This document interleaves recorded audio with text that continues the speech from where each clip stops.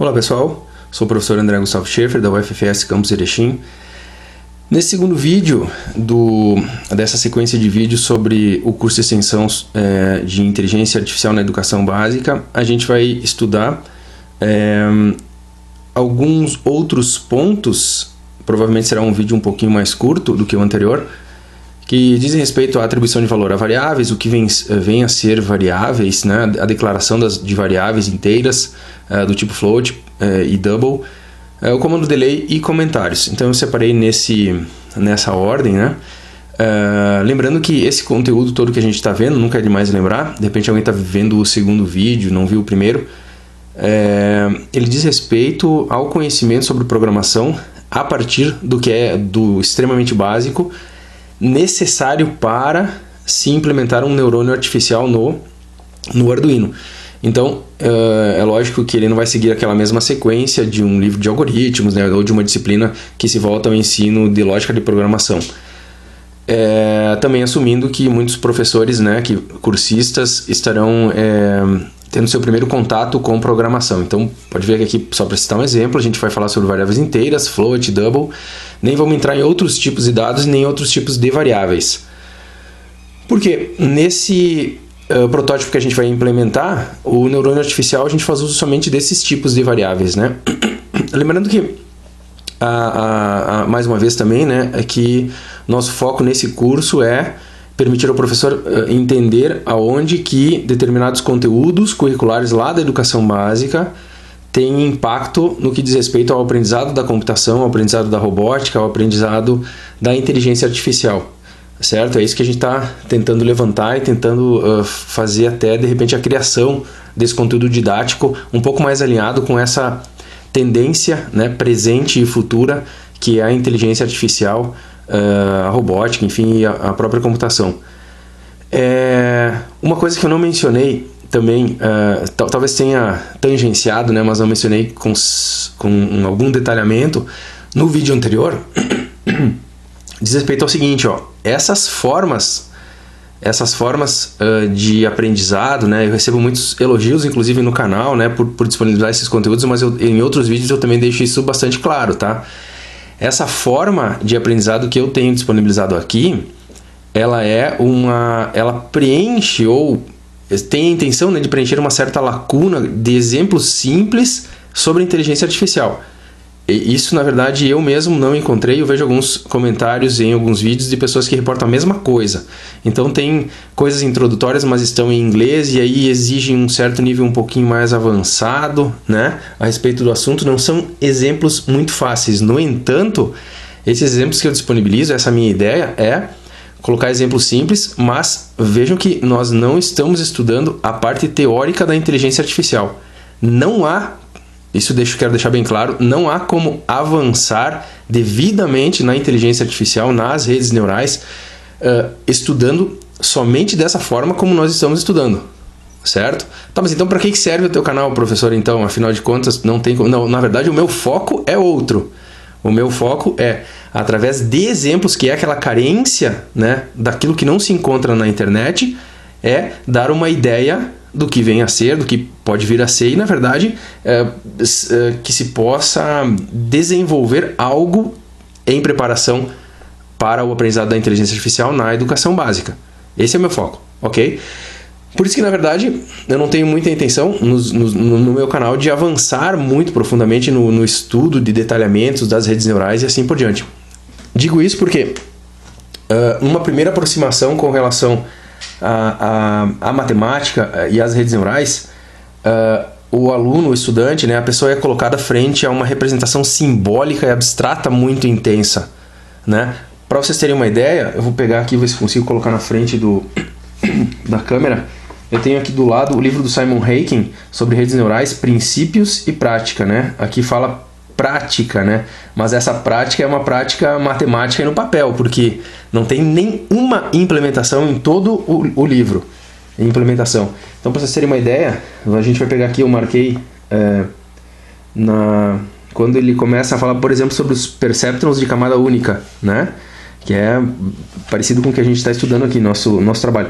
Então, aqui a gente tem, ó, nós temos o problema da filtragem adaptativa, técnicas de otimização restritas, filtros, né, filtro linear de mínimos quadrados, algoritmo do mínimo quadrado médio, né, no índice eu estou lendo, certo? Curvas de aprendizagem, né, o que mais? Teorema da convergência do perceptron, né, relação entre o perceptron e o classificador bayesiano para um ambiente gaussiano. Então é uma referência matemática extremamente forte, ele não sai disso, certo? Mais adiante aqui, ó, se a gente for ver, eu peguei alguns exemplos aqui para mostrar para vocês, ó. Deixa eu pegar a câmera agora, abrir um pouquinho mais a janela, espero que não prejudique. Então a gente tem aqui, ó, no livro, né, uma página qualquer aqui, ó, a gente tem muito intensamente o uso de gráficos, né, para explicar simbologia matemática, né, para explicar como um determinado algoritmo, um determinado processo funciona, né? Então, o que mais? Esse é o teorema da convergência. Aqui eu peguei um exemplo um pouquinho mais avançado, né? Então, aqui, nas referências de um determinado capítulo, nós temos uma simbologia matemática muito, muito intensa, né? A gente vai encontrar, então, o uso de logaritmos, somatórios, né? Integrais, derivadas. Todo o cálculo é bastante presente, né? No aprendizado da própria computação, mas particularmente da inteligência artificial. Isso faz com que, como eu disse, então, só finalizando essa colocação, se abordarmos a inteligência artificial de uma forma meramente empírica, como nós estamos fazendo, a gente vai ficar limitado. Vai chegar um momento em que a gente não vai conseguir entender mais adiante o que pode ser feito para melhorar determinado processo e assim por diante. Só é possível isso quando se tem um embasamento teórico muito forte, muito intenso, certo? E uma, vamos dizer assim, uma familiarização muito grande com a representação abstrata das coisas que é dada através da simbologia matemática, certo? É a mesma coisa que tocar um instrumento musical sem conhecer a notação, né, de partituras, as claves de sol, claves de fá, a pauta, né, propriamente dita. Então, isso te limita, te dá um conhecimento meramente empírico, ok? Só para fechar esse parênteses.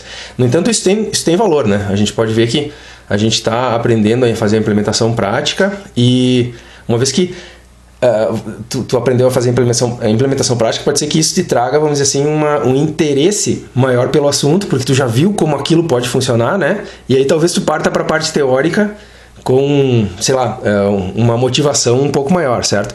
Mas ela é matemática, a gente não pode fugir disso. O grande desafio é fazer com que os estudantes não fujam disso também. Tá legal? Fechando esse parênteses, então, a gente vai entrar no conteúdo do vídeo 2. Então, eu vou pegar o mesmo exemplo que eu tinha antes, ó. Diminuir o zoom aqui um pouquinho. Nós temos aquele Olá Mundo, né? Que tínhamos utilizado no exemplo no vídeo 1. E a gente vai inserir nele, vamos brincar. Uma das formas bem interessantes de aprender a programação é brincando mesmo, fazendo alterações, né? E no nosso caso aqui, ó, o primeiro dos tópicos viria a ser atribuição de valor a uma variável. Primeiro, a gente vai dar uma conceituação bem simples do que vem a ser uma variável, né? É algo que varia. Na verdade, quando nós temos um computador em execução, seja a nossa plaquinha, né, Arduino Uno, seja o próprio notebook no qual eu estou executando os meus programas agora, eles possuem uma memória, né, diferentes tipos de memória, na verdade, são classificados o próprio HD do computador, né, ou sei lá, um dispositivo SD ou qualquer outra coisa, qualquer forma de armazenamento permanente de dados é uma memória, é classificado como uma memória. Mas as memórias, justamente devido àquele amparo comercial, mas assim, aquela associação mais comercial, elas são associadas às memórias de acesso randômico, às memórias RAM, né? Então são memórias também, né? Só que umas são armazenamento volátil, ou seja, desliga o computador e a informação se perde, e outras são de armazenamento permanente. As variáveis geralmente ficam mais atreladas ou devem ser mais compreendidas associadas às memórias de armazenamento volátil, né? Ou seja, um espaço onde eu posso guardar uma informação dentro da minha memória RAM do meu computador. Então ela pode ser entendida dessa maneira. Quando a gente ensina algoritmos, a gente usa, eu pelo menos uso, vamos dizer assim, explico que a variável pode ter um nome, então ela pode ser assim, sei lá, valor 1, né? E que ela representa, vamos fazer um desenhozinho aqui, ó, uma caixinha na memória do computador. E aqui dentro, o computador, o programa em execução, ele vai poder guardar um valor, sei lá, o número 4, né? Depois ele pode substituir esse valor pelo número 5 ou pelo número 234 e assim por diante, certo? Então aqui nesse caso, trataria-se de uma variável do tipo inteiro, porque ela só tem capacidade de guardar valores do tipo inteiro, né? Se eu tivesse uma variável, por exemplo, x, posso dar esse nome para a variável, pode ter qualquer nome, não exatamente qualquer nome, mas começando com uma letra, ele pode ter praticamente qualquer outro nome, porque eu poderia ter isso aqui como nome de variável, ó, né? x, 1, 2, 3, 4, 5, 6. Né? As linguagens de programação geralmente não aceitam isso, ó. 12e valor, sei lá, ou 12 valor, certo? Então, lógico que algumas linguagens de programação vão aceitar nomes de variáveis de um tipo, tu não pode também ter nomes de variáveis separadas, valor do, sei lá, valor do sensor. Então, desculpa, aqui eu não tô mostrando, né? Subi um pouquinho mais, agora que eu me dei conta. Valor do sensor. Vou puxar um pouquinho mais para baixo ainda. Valor do sensor. Esse aqui seria um nome de variável inválido, né? Porque eu não posso ter espaços entre esses nomes de variáveis, certo? Eu posso fazer assim se eu quiser. Ok? Então, nesse formato que é bastante usado, né? Existem algumas tentativas de padronização de nomes de variáveis, mas eu acho que isso aqui é irrelevante, pelo menos para o momento, né? Eu gosto de usar esse formato em que as letras iniciais das palavras são maiúsculas, porque ela destaca mais quando a palavra está começando, né? Valor do sensor. Eu gosto de dar nomes não extremamente extensos para variável, mas também não muito curtos, como por exemplo V1. O que é o V1, né? Não, o V1 era o valor do sensor, então fica mais fácil tu der um nomezinho um pouco mais maior, né? E eu descobri há pouco tempo que isso aqui tem um nome muito engraçado, né? Que é o Camel Format, formato de camelo, porque o camelo tem as corcovas, né? E é como se essa letra maiúscula representasse, né? Aqui uma subida, né? Dessa corcova. Depois ela desce, daí sobe de novo, enfim, né? O Camel Format. Achei engraçado esse nome. Certo? Mas, obviamente, se o nome da variável for inválido, o computador vai reclamar, né? Ele vai dar uma mensagem de erro, a gente vai ter que corrigir. Certo? Então, nós temos as variáveis. Então, essa variável valor 1, ela representaria um espacinho em memória, em que dentro, como se fosse uma caixinha, né, de memória, em que dentro dessa caixinha eu poderia guardar um valor. 234, eu poderia ter, por exemplo, valor 2. Essa variável, valor 2, ela poderia ser um espaço em memória também, reservado para guardar variáveis do tipo float, né? Que é um nomezinho que foi herdado em função das notações com ponto flutuante, ou seja, números fracionários ou números reais, certo? Então, eu poderia ter, se essa minha variável valor 1 for do tipo inteira, né? Ou de valores inteiros, ela não poderia armazenar números com ponto flutuante, ou seja, eu não poderia armazenar o número 234.5, que é um valor quebrado, né, ou fracionário, certo? E sim, somente números inteiros. Enquanto que se essa aqui for do tipo float, aí sim eu posso, dentro dessa minha caixinha de memória, guardar valores quebrados. Por exemplo, o número pi, 3.14. Não teria problema, então, eu guardar esse valor quebrado dentro dessa variável, né? Então, só como eu já entrei nesse assunto, a gente está falando aqui desse primeiro, do vídeo 2, né? A gente nem entrou ainda em atribuição de valor para variável, mas a gente já está falando um pouquinho do conceito de variável inteira, variável float. E só para finalizar, o tipo double, na verdade, ele é uma variável float, só que com o dobro de bits de representação, ou seja, ele te permite guardar dentro dessa variável que tu declarou, né, como sendo do tipo de valores reais quaisquer, né, incluindo os valores fracionários, um intervalo de representação muito maior do que o float, certo? A gente não vai entrar em detalhes de como funciona, né, mas para a gente ter uma ideia aqui, nessa linguagem de programação, os tipos inteiros, eles tu consegue guardar dentro de uma variável inteira mais ou menos do número menos 32.000 e alguma coisa, não me recordo precisamente qual. Na internet, claro que eu sempre, quando preciso, recorro a isso, até o positivo mais 32.000 e alguma coisa, porque são, se não me engano, agora não vou fazer o cálculo, tá? Mas são, vamos supor, 16 bits que são reservados para esse armazenamento, tudo em códigos binários, tá? E no caso do float é a mesma coisa, só que não me recordo também se são 16 bits ou 32 bits, só que o double é o dobro. Então ele dobra o número de bits utilizados pelo tipo de dados, né, pelo tipo de variável float, para que a capacidade de memorização numérica seja muito maior. Então, obviamente, tu consegue guardar números muito grandes no tipo de variável double, né? E tem números ainda maiores, tá?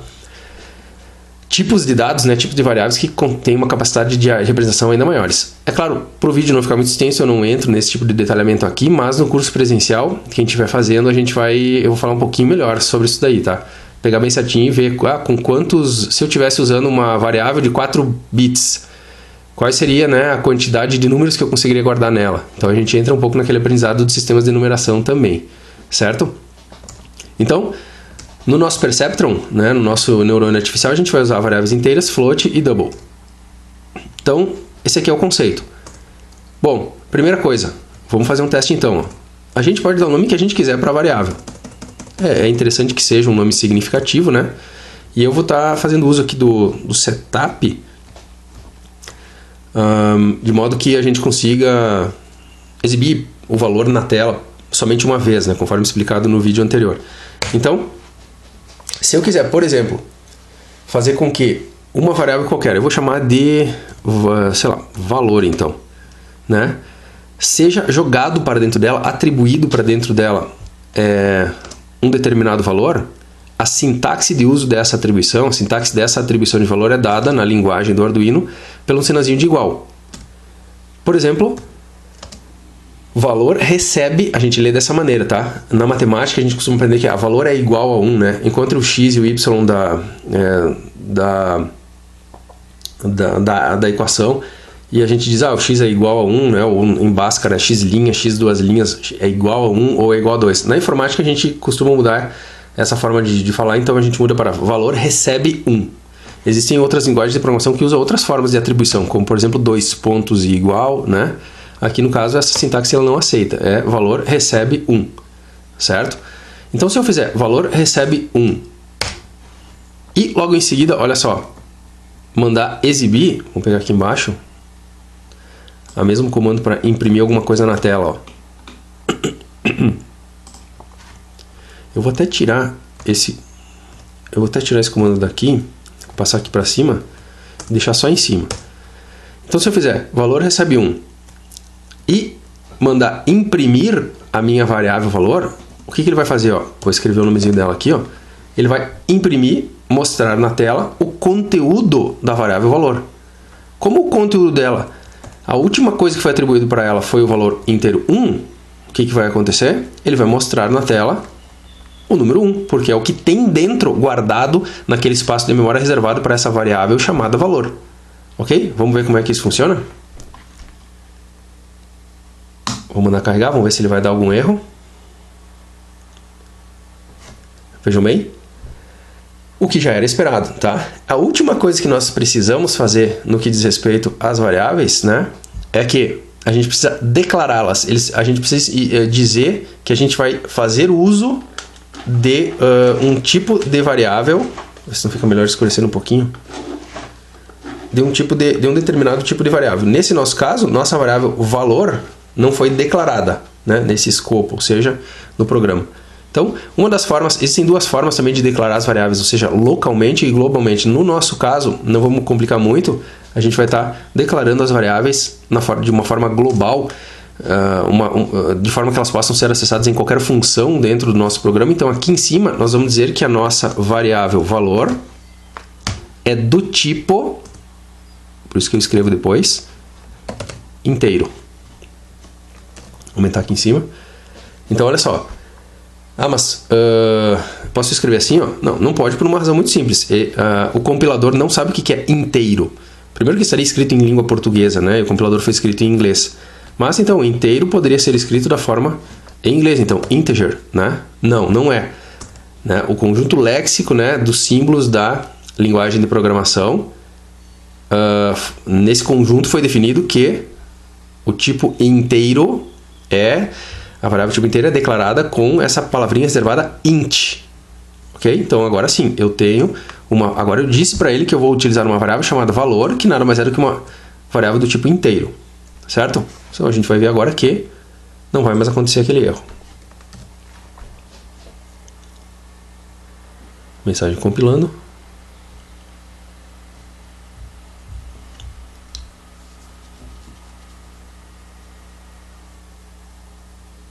Compilação terminada. Não deu erro. Eu já vou carregar. Então, o que é esperado é que seja exibido o valor 1 na tela. Carregado. Vou abrir um monitor serial. Bem aqui no cantinho superior direito, né? A gente viu no outro vídeo. Está aqui o valor, ó. 1. Exibido na tela. Pronto. Esse programa não está fazendo mais nada. Foi só o que a gente mandou ele fazer. Tá legal? Valor 1. Vou fechar. Vou voltar para o programa. Vamos fazer outras coisas com a variável, certo? Mas então, se eu quisesse fazer o seguinte, ó, eu quero fazer o valor recebe 1 e depois o valor recebe 5. O que aconteceria? É muito simples de entender. Primeiro, eu atribuí o valor 1 para a variável. Logo em seguida, eu atribuí o valor 5. O que acontece? O valor 1 é apagado, perdido da variável, perdido, não mais recuperado, dessa forma não mais recuperado, e passa a ter o valor 5. Portanto, nesse caso, vai aparecer impresso na tela o último valor atribuído para a variável, calculado ou atribuído, que no caso, nesse nosso caso é 5. É o que ele vai fazer. Ele vai exibir, portanto, o número 5 na tela. Carregado, eu vou executar. Tá ali. Valor 5, ok? Vamos adiante. Que mais? Então, óbvio, se eu fizesse isso daqui, né? Já deu para entender também, ó. Colocasse aqui valor igual a 15 e agora o valor igual a 136. Qual o valor que vai ser exibido na tela? Não é porque ele é o maior. Poderia ter colocado aqui menos 45, né? Qual o valor que vai ser exibido na tela? O último, a última atribuição que ela recebeu. Tá legal? Então, fechou. Vamos deixar aqui um valor qualquer, deixar um valor 5. Agora, eu vou fazer uso, sei lá, de um outro nome, de outras duas variáveis, ó. Se eu preciso fazer uso de outras variáveis, não tem problema nenhum. Eu posso fazer a declaração dessas variáveis aqui, ó. Então, valor, eu poderia ter uma variável chamada A. Vamos fazer uma coisa um pouco mais organizada. Vamos chamar isso aqui, ó, de resultado. Eu poderia também escrever resultado em letra minúscula, tá? Não tem problema nenhum. Eu só sigo uma padronização. Eu gosto de escrever assim, ó, resultado, né? Aí eu tenho, sei lá, uma variável x e uma variável y. Ok? Não estou usando mais o nomezinho, então, o valor, ó, e sim resultado. Agora vamos dizer o seguinte, ó. Vamos dizer que o x recebeu, sei lá, qualquer valor, 12. O y recebeu 4.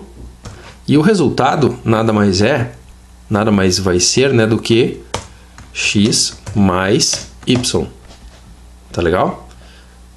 E agora eu vou exibir na tela. Lembra que eu não estou mais usando a variável valor, né? E sim a variável resultado. Obviamente, quanto que vai ter que dar? Guardado na variável resultado?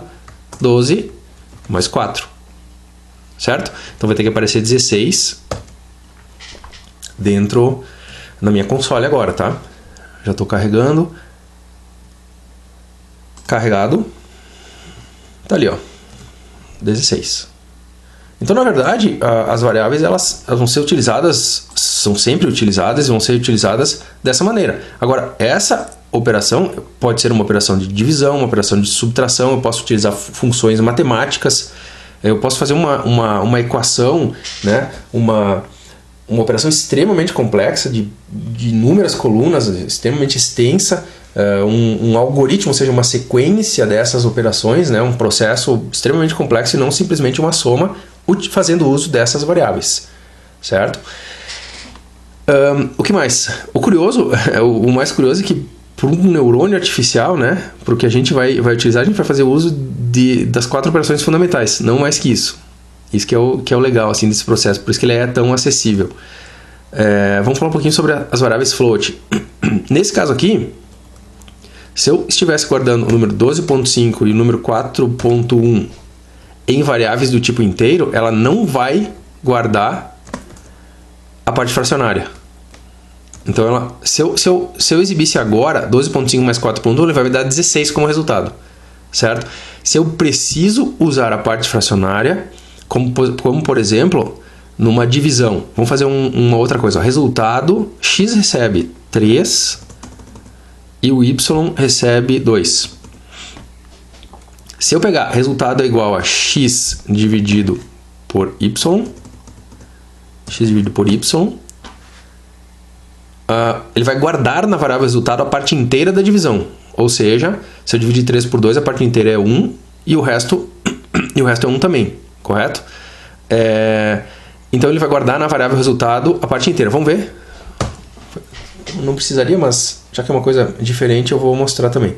Fiz o upload, vou abrir o monitor serial, deixa eu ver se ele já carregado, né? Então eu vou abrir o monitor serial. Ó, 3 dividido por 2 não é 1. A parte inteira da divisão de 3 por 2 é 1. E o resto é 1. Nesse caso aqui, ó, ele está exibindo 1 porque a parte inteira é igual a 1. Agora, se as variáveis fossem do tipo float, eu não teria nenhum problema. Aí sim ele ia exibir o resultado final.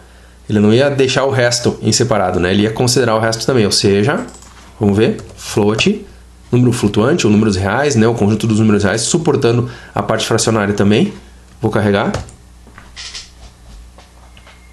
Deixa eu ver se já carregou. Carregando. Carregado. Abri o monitor serial. Começou a execução do programa e eu tenho 1.50 como resultado. Ok? Então essa é a diferenciação. Então, eu costumo dizer para os meus alunos assim, ó, declarem variáveis numéricas sempre float, né? Porque a matemática, o conjunto dos números reais, envolve o conjunto dos números inteiros também, né? Aqui é a mesma coisa. O float dá conta de todos os números inteiros e dos números reais. Por que usar números inteiros, então, a variáveis do tipo inteiro e não reais sempre? Porque a variável do tipo inteiro ocupa menos espaço em memória. São menos bits necessários para a representação, né? E os floats ocupam mais. Assim como o double, se eu preciso de uma representação um intervalo numérico de representação maior ainda do que o float consegue, eu uso o double, né? Então tem uma situação específica lá que é melhor usar o tipo double nos cálculos. Então foi utilizado. Poderia ser alterado para float, acredito sem problema, naquele exemplo que eu fiz, certo? Então o double daria a mesma coisa, ele daria 1.5 como resultado, mas com uma capacidade, né, de representação numérica maior. Praticamente, o que a gente precisa, assim, do mais básico das variáveis seria isso, tá? Pro nosso desafio. Variáveis, declara atribuição de valores a variáveis, né? A gente já fez operações, então obviamente pode fazer o cálculo que eu quiser, divisão, multiplicação, subtração, usar funções logarítmicas, funções trigonométricas, funções quaisquer, né, disponíveis na linguagem, como por exemplo, se eu quisesse... vamos fazer dois cálculos só, então. Sei lá, vamos colocar aqui o x recebe 8 e o y recebe 2. Então eu queria agora saber quanto que dá o x vezes o y. Então 2 vezes 8 é igual a 16, né? Ctrl U. Eu sempre uso também, em vez de ficar clicando aqui na setinha de carregar, né? Eu uso o atalho Ctrl U de update, letra U de update, para fazer a carga para a placa, né? Um pouco mais rápido do que ficar clicando ali em cima. Carregou. 2 vezes 8 é igual a 16, portanto o resultado é 16, ok? Então o que eu podia estar fazendo aqui, ó, é fazendo uso de uma função disponível na linguagem de programação, tá? Existem inúmeras funções matemáticas. Por exemplo, sqrt. Deixa eu ver se tem implementado a função sqrt. Às vezes tem uma linguagem de programação e não tem outra, a gente se confunde, mas aí recorre ao Google, né? O que ele vai fazer nesse caso? Ele vai multiplicar o x por y, encontrou o 16 e depois ele vai extrair a square root, né? Ou seja, a raiz quadrada de 16, que é 4. Portanto, vai armazenar o valor 4 na variável resultado. E depois vai exibir o conteúdo dessa variável, que é 4, na tela. Ok? Vamos ver? Estou carregando.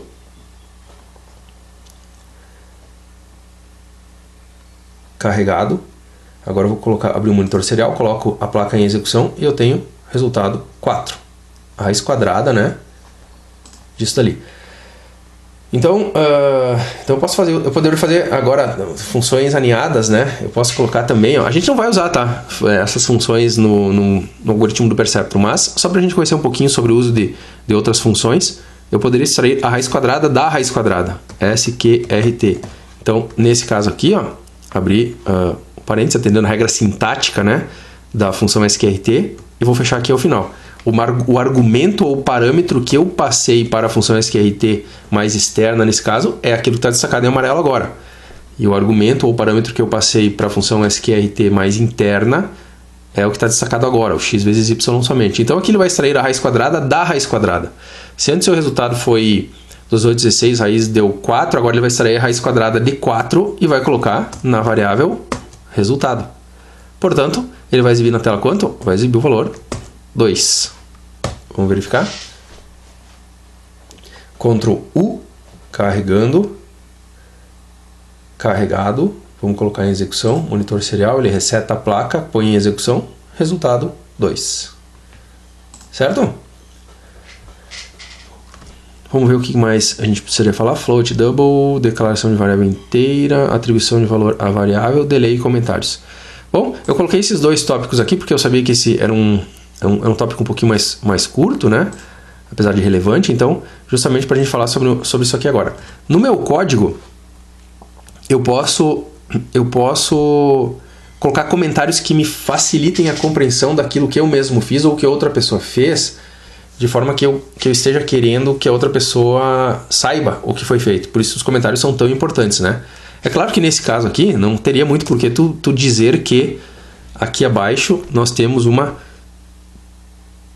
por exemplo, aqui o valor 8 é atribuído a variável x. Não tem muito, porque, pô, x recebe 8, não precisa colocar um comentário sobre isso, né? Mas, o que acontece? Para dar o exemplo aqui, enfim, né, de como se insere um comentário, a gente vai fazer isso, tá? Se eu deixar assim, ele vai reclamar disso daqui, ó. Ele não sabe o que é aqui o valor 8 é atribuído, né? Vamos fazer isso, ó. Vou tentar carregar para a placa, Ctrl U, ele vai dizer assim, em algumas linguagens daria undefined symbol aqui, né? Aqui ele dá um erro, na verdade, completamente diferente. Ou eu estava esperando que ele desse uma mensagem aqui, not declared in this scope, por exemplo, como se fosse uma variável. Enfim, ele não entendeu o que se trata. Para que ele ignore esse texto em língua portuguesa que eu escrevi aqui dentro, basta eu fazer... Tem uma outra forma de colocar comentário, a gente não vai usar, tá? Mas basta eu fazer //. Então, convencionou-se na sintaxe da linguagem que uma barra seguida de outra barra faz com que o compilador ignore o que está escrito à direita. Então, tu pode escrever o que tu quiser à direita, certo? Nesse nosso caso aqui, ó, a gente escreveu um comentário. Aqui o valor 8 é atribuído a variável x. Poderia ter uma longa linha, ou poderia ter uma linha aqui embaixo também, ó. Assim é possível que, etc, né? Então eu posso ter várias linhas de comentário, tá legal? Essa forma de comentário já está suficiente. Uma outra forma de colocar o comentário seria colocando o barra asterisco, né, e finalizando lá no final do comentário com o contrário, asterisco barra. Então ele colocou essas, desde o barra asterisco até o asterisco barra, todas essas linhas ele deixou comentadas. Eu vou finalizar aqui. Finalizar esse aqui também. Então, essa é uma forma de colocar comentário. A inserção de comentários é livre, tá? Pode ser colocado comentário onde se quiser. O tamanho deles também não interessa. Ok? Um comentário. Ele é explicativo do que está sendo feito. O que mais? Então, isso não muda nada, o programa. Vou carregar aqui. Agora ele não vai dar erro, né? Tinha mudado antes, tinha dado erro. Compilando o sketch. Carregando. Carregado. Ok? E por fim, já finalizando o vídeo agora então, a gente fica com o delay, né? Deixei aqui por último. O comando delay ele é extremamente útil, extremamente utilizado, justamente porque a placa, o processamento dela permanece em loop, né? Sempre sendo executado, então muitas vezes tu não tem nem tempo de visualizar o que ele fez, porque ele faz um processamento relativamente rápido e a gente não consegue nem visualizar em tempo útil aquilo. Vou dar um exemplo. Vamos remover todo esse código aqui, ó. Vamos remover todo esse código aqui da seção setup, passando ela para a seção looping, aqui embaixo. Então ele vai ficar fazendo isso repetidas vezes. Ctrl V. Né? Vou aproximar aqui esse comando também. Então olha só. Se eu colocar isso aqui na seção loop agora, ele vai mostrar o que ele vai fazer. Ele vai fazer esse processamento, vai atribuir o valor 8 para a variável x, vai atribuir o valor 2 para a variável y, isso na primeira vez, né? Vai calcular a raiz quadrada da raiz quadrada de x vezes y, né? Ou seja, aquele valor que deu 2, né? E vai mostrar esse 2 na tela, ok? Quando ele vem para essa última partezinha, ou seja, ele encontra o fim de bloco da função looping, ele retorna ao início e começa a fazer isso aqui tudo de novo. Aí tu pode dizer assim, não, mas o x já tinha 8, não tem problema nenhum. Eu gosto de explicar dessa maneira. O 8 anterior é perdido, ele recebe um novo 8, o y tem o seu 2 anterior perdido, ele recebe um novo valor 2, o resultado é recalculado e reimpresso na tela, certo? Como nós temos o ln, como eu expliquei no primeiro vídeo, ele vai ser impresso um número abaixo do outro. Portanto, se eu colocar em execução agora, não vai mais mostrar somente uma vez na tela, e sim N vezes, né? Infinitas vezes, enfim, enquanto a placa estiver carregada, enfim, em execução. Carregado. Vou abrir o monitor serial aqui no cantinho. Conforme previsto, ele está mostrando vários números 2, que é o resultado daquele cálculo, né? Então aqui ele está mostrando rapidamente, então ele preenche, né, essa tela e fica mostrando aqui embaixo. Só que se eu quisesse que ele fizesse esse resultado de uma maneira que eu pudesse estar acompanhando os resultados, os cálculos, os valores sendo exibidos na tela, eu posso fazer uso da função delay. Como que ela funciona? A função delay tem a seguinte sintaxe: delay, ou seja, aguarde, né, dê uma pausa, um tempo, e o parâmetro que ela recebe é um número de milissegundos que tu quer que o processamento tranque. Por exemplo, se eu quisesse 1 segundo, que equivale a 1000 milissegundos, eu colocaria o parâmetro 1000 aqui dentro. Fechando com um ponto vírgula, né, atendendo a regra sintática, então, delay 1000. Ele aguardaria, depois que ele exibisse o resultado, por 1 segundo até finalizar e voltar ao início do bloco. Se eu quisesse que fosse em 1,5 segundo, eu colocaria 1500 milissegundos. Vamos deixar isso aqui, ó, só para ver como é que funciona. Não vamos colocar 1,5 segundo, que fica um cálculo meio... Vamos colocar de 1 em 1 segundo. Ctrl U, update. Não vai dar erro, porque a sintaxe está correta e tudo mais, né? Carregando. Carregado, eu vou colocar em execução. Então agora ele vai exibir o cálculo, né, todo refeito do número 2 de 1 em 1 segundos. Tá legal? E por fim, aproveitando uma coisa que eu me dei conta agora, que é o seguinte, ó, a gente vai falar sobre mais uma coisa. Vamos fazer uma pequena alteração, ó. Vamos pegar, não vamos fazer uso mais das variáveis x e y. Não, desculpa, vamos fazer uso da variável x. Eu não preciso mais das minhas variáveis. Não teria problema se eu deixasse as variáveis declaradas aqui, tá? Ele não ia... Eu não vou fazer uso mais da variável resultado e nem da variável y. Portanto, eu vou excluí-las da declaração, né? Mas não teria problema se eu deixasse. Ele fica ocupando um pouquinho de espaço em memória nesse caso. Só que o x, eu não quero mais que ele faça isso, ó. Eu quero que ele faça o seguinte, ó. Eu quero que ele receba a cada iteração, né? Ou seja, a cada volta, a cada retorno, né, desse looping aqui, que ele receba o valor que ele tinha antes, que é ele próprio, incrementado em uma unidade. Ou seja, eu transformei ele num contador agora. X recebe x mais 1, certo? Então, por padrão, as variáveis numéricas na linguagem do Arduino são inicializadas com valor 0.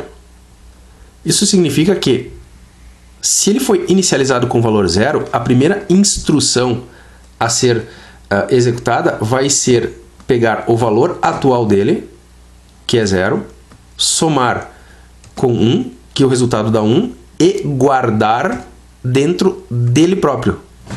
Portanto, o valor 0 que ele tinha, após a execução dessa instrução, será perdido. Ele vai passar a ter o valor 1. Logo em seguida, eu venho exibir na tela o conteúdo da minha variável x, no caso. Portanto, ele vai exibir na primeira vez o valor 1. espero 1 segundo, termino o processamento, volto aqui para cima e faço tudo de novo. O que acontece? A variável x agora vai receber o que ela tinha por último, ou atualmente, como a gente diz, né? Que é o quê? É o valor 1, foi o último valor que foi atribuído para ela, somado com 1, que é uma constante, o valor 1. Portanto, 1 mais 1 é igual a 2. Portanto, 2 vai ser armazenado dentro da variável x. Se o 2 está armazenado agora nesse momento dentro da variável x, ele vai exibir o valor 2. Espera mais 1 segundo, retorna o processamento. X vai receber agora 2 mais 1, que é 3.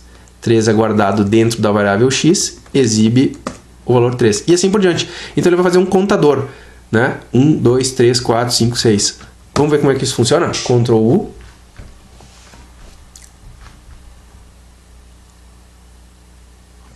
Carregado. Monitor serial aberto. E nós temos então, conforme esperado, ó, tá fazendo um contador. Ok? De 1 em 1 segundo, eu podia alterar esse tempo, enfim, fazer mais rápido, mais devagar. Tá legal? Esse é o conteúdo básico, né? E a notação, ou seja, a definição, né? Do que vem a ser uma variável, né? Variável numérica, etc. E a gente não precisa... É legal isso, né? A gente não precisa mais do que isso para conseguir criar um neurônio artificial. Né? Conhecendo mesmo quem não conhecia o conceito de variáveis, já está bastante suficiente para que a gente possa compreender o que, em profundidade, assim, o que a gente fez. O que a gente fez e o que precisa para fazer funcionar esse aparatozinho que a gente vai criar. Então, esse segundo vídeo termina por aqui. Eu espero que tenha sido útil. Fico à disposição, né? Com dúvidas através do meu e-mail, através do canal. E agradeço pela atenção.